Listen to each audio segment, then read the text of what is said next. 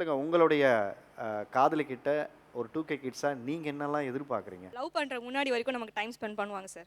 ஆ, அதுக்கப்புறம் time spend பண்ண மாட்டாங்க. இவ தானே பார்த்துக்கலாம் எங்க போயிட போறா அப்படின்னு சொல்லுவாங்க. ஆமாமா. அண்ட் தென் ப்ரியாரிட்டி கொடுக்க மாட்டாங்க. ம். 2 பேரும் சேம் காலேஜ் தான். அவர் வந்து இன்ஜினியரிங் டிபார்ட்மெண்ட், நான் வந்து லா டிபார்ட்மெண்ட். அவர் யூனிவர்சிட்டியில இருப்பாரு. ஃப்ரெண்ட்ஸா இருந்தப்போ அவரை பார்க்கறதுக்காக நான் யூனிவர்சிட்டி போவேன். அவருக்காக நான் 2 ஹவர்ஸ் வெயிட் பண்ணியெல்லாம் நான் அவருக்காக வருவாருன்னு சொல்லிட்டு வெயிட் பண்ணி நான் அவரை பார்த்துட்டு அவர்கிட்ட பேசிட்டு அந்த டைம் ஸ்பெண்ட் பண்ணிட்டு வருவேன்.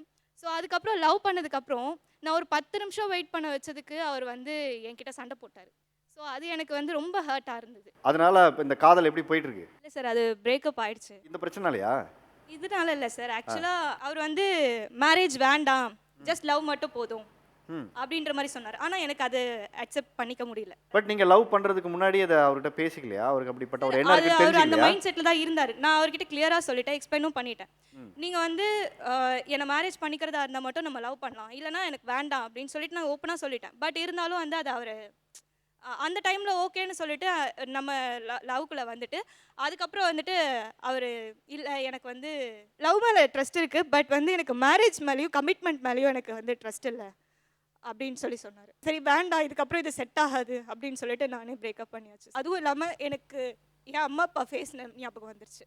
நான் அவங்களுக்காகவாது வாழணும் அப்படின்னு.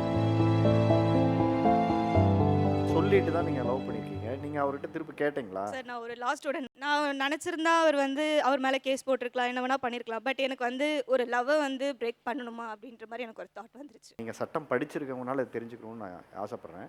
இப்போ மேரேஜ்னா ஏமாத்திட்டு போயிட்டாரு, இந்த மாதிரி என்னை விட்டுட்டு போயிட்டாரு அப்படின்னு சொல்றதுக்கு இருக்கு. இப்போ லவ் பண்றவங்க நிறைய பேர் இந்த ஜென்ரேஷன்ல இப்படிப்பட்ட பெண்களை வந்து ஒரு இடத்துல விட்டுட்டு போயிட்டாங்க அப்படின்னா என்ன மாதிரியான கேசஸ் போட வாய்ப்பு இருக்கு? பாரதிய நியாய சங்கீதா இந்த இந்த ஆக்டில் வந்துட்டு நமக்கு வந்து ஆஸ் பர் செக்ஷன் 85 இந்த செக்ஷனில் வந்துட்டு நமக்கு கிளியராக எக்ஸ்பிளைன் பண்ணியிருப்பாங்க. நம்ம கிட்ட வந்து ஒருத்தர் வந்து நம்ம ட்ரஸ்ட்டை பிரேக் பண்ணுறாங்க அப்படின்ற போது நம்ம அவங்க மேலே வந்து அந்த ஒரு பாயிண்ட் ஆஃப் வியூவில் வந்து அவங்க மேலே கேஸ் ஃபைல் பண்ணலாம். இப்போ அவர் திடீர்னு வந்து மனசு மாறி உங்களை நான் ஏற்றுக்கிறேன், கல்யாணம் பண்ணிக்கிறேன் அப்படின்னு சொன்னால் நீங்கள் அதுக்கு தயாராக இருக்கீங்களா? இல்லை சார், நான் வந்து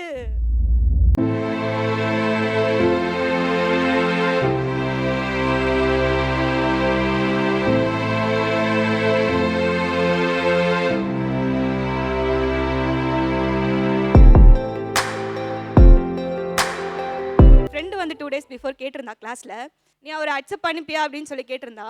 நான் வந்து அக்செப்ட் பண்ணிக்கிறதும் அக்செப்ட் பண்ணிக்காதும் அது ஏன் இஷ்டம்.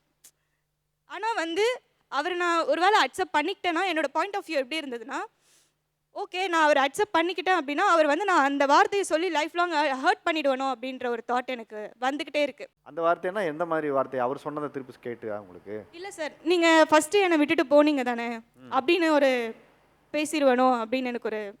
திருப்ப அதை வந்து நீங்கள் கேட்கக்கூடிய சூழல் உங்களுக்கே வாழ்க்கையில் வந்துருமோன்னு பயப்படுறீங்க? ஆமாம் சார், வந்துடும்.